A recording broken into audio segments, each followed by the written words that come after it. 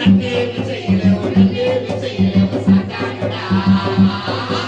నన్నేమి చేయలేవు, నన్నేమి చేయలేవు అపవాదిగా. నన్నేమి చేయలేవు, నన్నేమి చేయలేవు సాతానుడా. నన్నేమి చేయలేవు, నన్నేమి చేయలేవు అపవాదిగా. హల్లెలూయా. దేవుడు మనతో ఉన్నప్పుడు సాతానుగాడు మనల్ని ఎంత శోధించినా, ఎంత వేధించినా, పిల్లరా, శోధనలు జయించిన దేవుడు ఎవరితో ఉన్నాడు? వేదనలు భరించిన దేవుడు ఎవరితో ఉన్నాడు? కాబట్టి ఇప్పుడు భారము మోయించిన సమస్త జనులారా నా యొద్దకు రండి, నీకు ఇస్తానన్నాడు. నీ భారం యావత్తును మోపము అంటున్నాడు. హల్లెలూయా.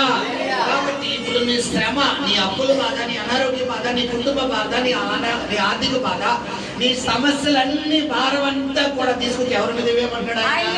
దేవుడి మీద. మనం ఏం చేస్తున్నాం? నీకు ఎందుకు లేదు ప్రభువా, ఆల్రెడీ అందరు బాధ భరిస్తున్నాం, అందరు కష్టాలు భరిస్తున్నాం, నాది ఎందుకు లేదు ప్రభువా, నా సిలువ ఏదో, నా భారం ఏదో నేనే మోసుకుంటాను, నా కష్టం ఏదో నేనే పడతాను, నువ్వు అలా నాకు చూస్తుండు చాలు అంటావు. ఇప్పుడు నీ సమస్య కోసం నువ్వు ఆలోచిస్తున్నావంటే ఇలా చెప్పినట్టే అర్థం.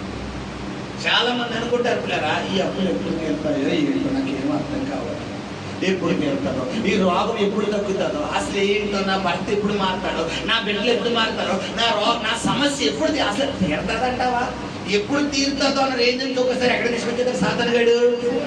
అసలు తీరుతుందంటావా? నాకు తీరదు. ఎక్కడి నుంచి అడిగి వెళ్ళిపోయావు? ఎప్పుడు తీరుతుందో అన్న దగ్గర నుండి తీరుతారా, తీరుతా దగ్గర నుంచి లాస్ట్కి నా జీవితం ఇంతే అయిపోయింది, అందరూ బాగుంటుంది, నాకు ఇంతే కదా రాసి పెట్టదు. ఇప్పుడు ఇదంతా జరగడానికి కారణం ఏంటంటే నువ్వు నీ భారం ఎవరి మీద వేయడం లేదు, దేవుడి మీద వేయడం లేదు. హల్లెలూయా, హల్లెలూయా. కాబట్టి భారం మోపుచున్న సమస్త జనులారా నా యొద్దకు రండి, నేను మీకు విశ్రాంతి ఇస్తానంటాడు. హల్లెలూయా, హల్లెలూయా. అలా కలిసి పాడదాం. నన్నేమి చేయలేవు, నన్నేమి చేయలేవు సాతానుడా. నన్నేమి చేయలేవు, నన్నేమి చేయలేవు అపవాదిగా. నన్నేమి చేయలేవు, నన్నేమి చేయలేవు సాతానుడా.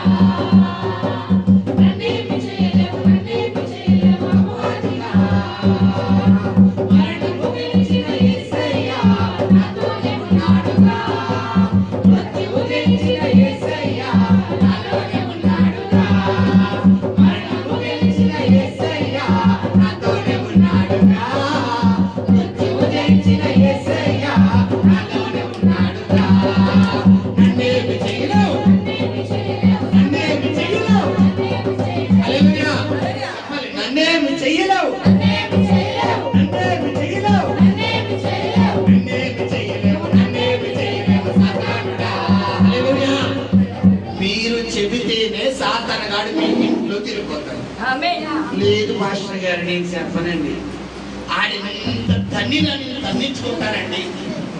అదేదో గతంలో నేను దేవుళ్ళో సేవకులుగా రాకముందు తన్నుల స్వామి అంట, ఒక్కొక్కడు లడ్డూ స్వామి అంట.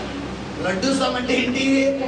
ఆ లడ్డు ఆ నోట్లో పెట్టిన లడ్డు మన నోట్లో పెడతారండి. ఆ నోటితో లడ్డు ఆడికి ఏ రోగం ఉందో తెలియదు, ఆడికి ఏముందో తెలియదు. ఆ నోట్లో లడ్డు మన నోట్లో పెట్టుకోవడానికి ఒక 10,000 రూపాయలు టికెట్, దానికోసం క్యూ, ఒక పెద్ద క్యూ. మామూలు పక్కనోడు అన్నం ఒక ముద్ద మన కంచంలో పడిందంటేనే మనం అన్ని సీకట్ తీసుకుంటాం. అలాంటిది ఆడెవడో ముక్కు మొహం తెలియదు, ఆడికి ఏ రోగం ఉందో తెలియదు, ఆడికి ఎయిడ్స్ ఉందో తెలియదు, ఇంకో రోగం ఉందో తెలియదు, దగ్గు ఉందో లేదు, టీబీ ఉందో తెలియదు, క్యాన్సర్ ఉందో ఏమో తెలియదు. తెలియకుండా ఆ నోట్లో ఇలా పెడుతున్నారు ఆ లడ్డు గతంలో చూసాను. ఇంకోటి తన్నుల స్వామి అంటే తడే తన్నితే ఈ రోగం అంతా కూడా. ఇది లోకల్లో ఎలా ఉంది గమనించండి పిల్లరా. నీ జీవితం ఒకడేమో మొన్న ఎవడారు ఎంత ఎదురుపోతుంది, పట్టేలు పట్టేలు పీకేస్తున్నాడు. అది దెయ్యం పట్టుకుందంట, పట్టేలు పీకేస్తుండే. అప్పుడు దాకా పిచ్చి పిచ్చి కేకలేసాడు, ఇప్పుడు ఈ కేకలేడి మానేసాడు. ఎందుకు వేస్తాడు కేకలు? కేకలెత్తి ఏం పడతాడికి డబ్బులు పడతాయి. కేకలేడు మానేది అది తీసుకెళ్ళకుండా 1000 రూపాయలు వేసాడు. అదే ఇంటికి మళ్ళా కేకలేస్తాడు. ఇప్పుడు గమనించండి, సాతాను గాడిని నువ్వు తొక్కితేనే ఎదించిపోతాడు. చెప్పానా? చెప్తావా? నువ్వు చెయ్యలేవు అన్నావు అనుకో, ఇప్పుడు ఇదేంటి ఇంట్లో ఇన్ని సంస్థలు పెట్టారు కదా, ఇన్ని కష్టాలు పెట్టారు కదా, చర్చి వద్దు వద్దు కూడా ఏడుతూ వచ్చాడు కదా, వద్దు వద్దు కూడా ఏడుతూ వచ్చింది కదా, ఇక్కడికి వచ్చి ఏమి చేయలేవు అన్నాడండి, ఏమి చేయలేదంటుందండి. కాబట్టి నువ్వు ఎంతగా అయితే నువ్వు వాడి మీద దాడి తీర్చుకోవాలనుకుంటే ఇప్పుడు ఏం చెయ్యాలి? నువ్వు నోటితో పలకాలి. హల్లెలూయా, హల్లెలూయా. పలుకుదామా? నన్నేమి చెయ్యలేవు, నన్నేమి చేయలేవు, నన్నేమి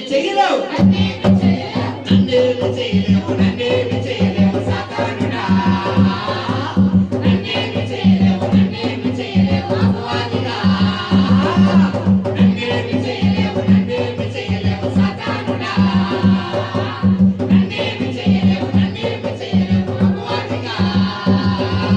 మరణము గెలిచిన యేసయ్య నాతోనే ఉన్నాడుగా, మృత్యువు గెలిచిన యేసయ్య నాలోనే ఉన్నాడుగా, మరణము గెలిచిన యేసయ్య నాలోనే ఉన్నాడుగా, మృత్యువు గెలిచిన యేసయ్య నాలోనే ఉన్నాడుగా. నన్నేమి చేయలేవు, నన్నేమి చేయలేవు, నన్నేమి చేయలేవు సాతానుడా, నన్నేమి చేయలేవు, నన్నేమి చేయలేవు అపవాదిగా.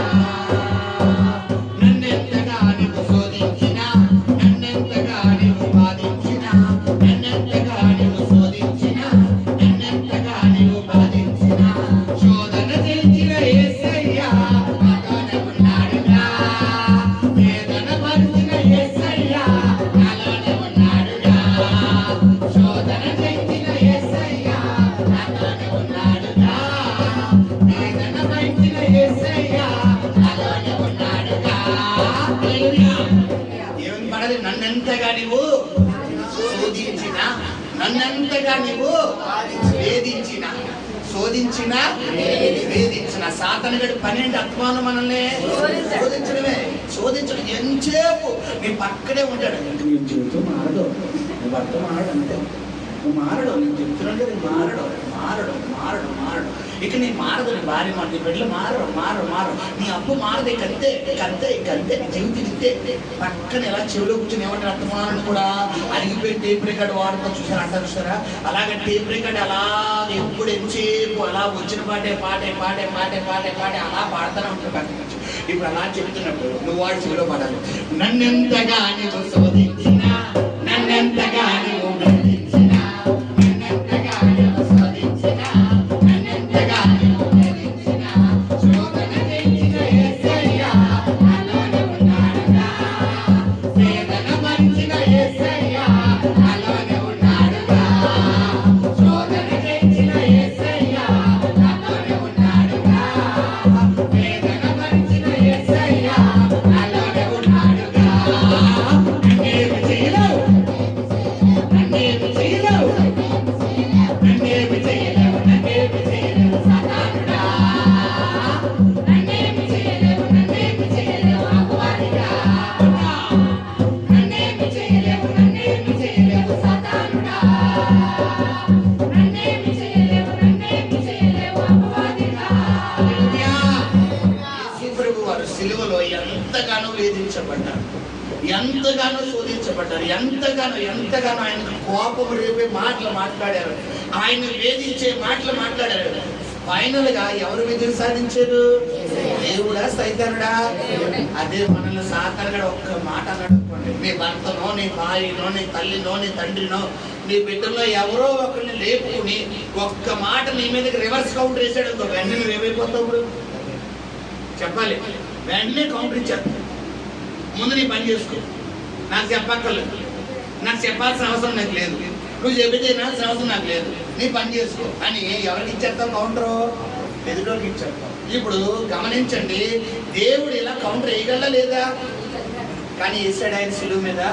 నీవు దేవుని కుమారుడు అయితే ఏమన్నారాలో పక్కన సైనికులు, నిన్ను నువ్వు రక్షించుకుని అని ఒక ఇది అన్నాడు. ఇంకొకరు ఏమన్నారు? ఈయన తనను తను రక్షించుకోలేని దేవాలయాన్ని పడగొట్టేసి 3 రోజుల్లో కట్టేస్తాడంట. ఇది ఆయన ప్రెస్టేజ్ ఇష్యూకి సంబంధించిన మాట కాదా? చెప్పాలి. ఎవరైనా ప్రెస్టేజ్ ఇష్యూకి సంబంధించిన మాట ఎవరైనా అన్నారనుకోండి, వెంటనే మనం ఏమి ఇచ్చేస్తాం, వాళ్ళకి కౌంటర్ ఇచ్చేస్తాం, సమాధానం ఇచ్చేస్తాం. కానీ యేసు ప్రభువు సమాధానం ఇచ్చారా? మౌనం. హల్లెలూయా, హల్లెలూయా. ఆయన మౌనంలో ఒక అర్థం ఉంది. క్రైస్తవుడు మౌనంలో ఒక అర్థం ఉంది. క్రైస్తవుడు మౌనం చేతకాంది కాదు పిల్లరా, మీరు గమనించండి. హల్లెలూయా. క్రైస్తవుడు మౌనం ఏం కాదు, చేతకాంది మౌనం ఉండాలి. హల్లెలూయా. నీ భర్త నిన్ను రేపుతున్నప్పుడు, నీ భార్య నిన్ను రేపుతున్నప్పుడు, నీ బిడ్డలు నిన్ను రేపుతున్నప్పుడు, నీ తల్లిదండ్రులు నిన్ను రేపుతున్నప్పుడు, నీ తోబట్టులు నిన్ను రేపుతున్నప్పుడు అయిపోయిందా? జ్ఞానం అయిపోయిందా? సరే, ఓకే.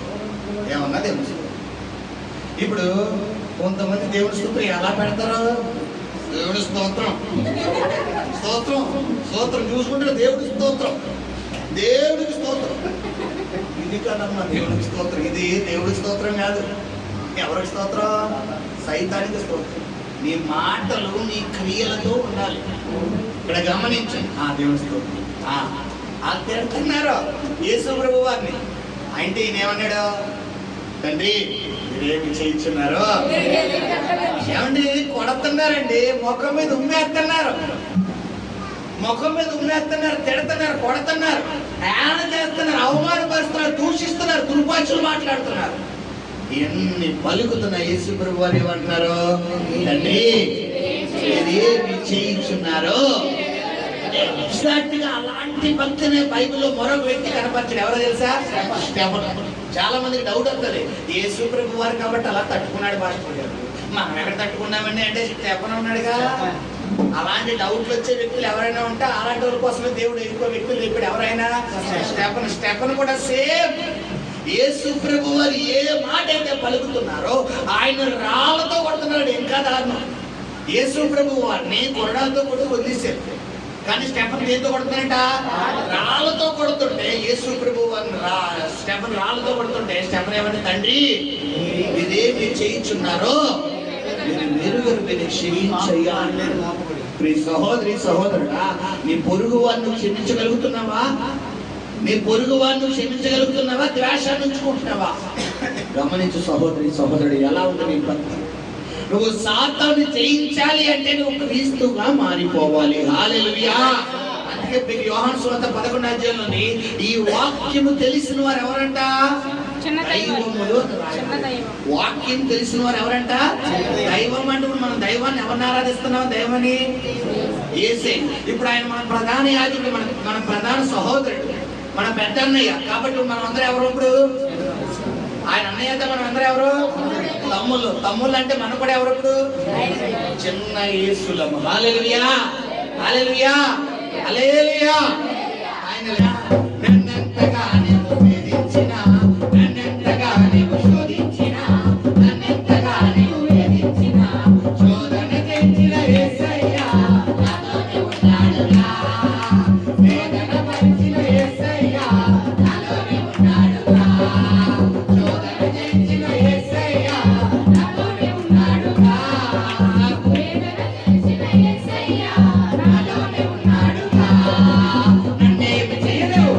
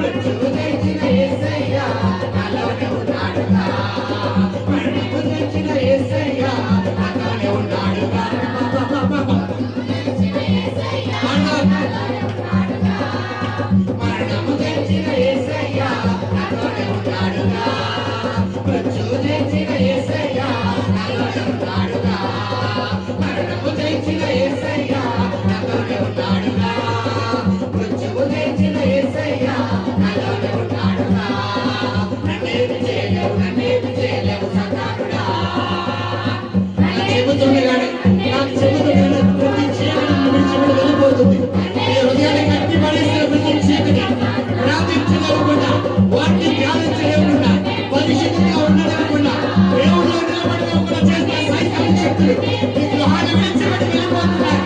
బిడ్డలు విడిచిపెట్టి వెళ్ళిపోతున్నారు. కుటుంబ సభ్యులు విడిచిపెట్టి వెళ్ళిపోతున్నారు. సదానుడా నన్నేమి చేయలేవు, నన్నేమి చేయలేవు అపవాదిగా.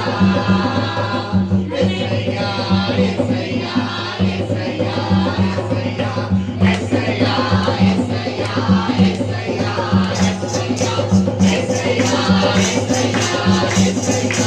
యేసయ్యా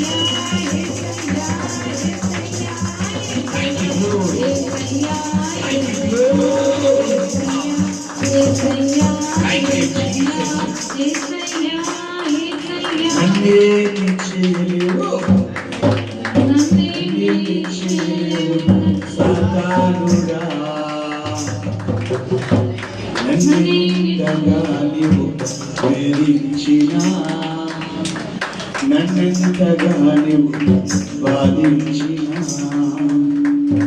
మరణము పిలిచిన యేసయ్యా నాతోనే ఉన్నాడుగా శోధన భరించిన యేసయ్యా నాలోనే ఉన్నాడుగా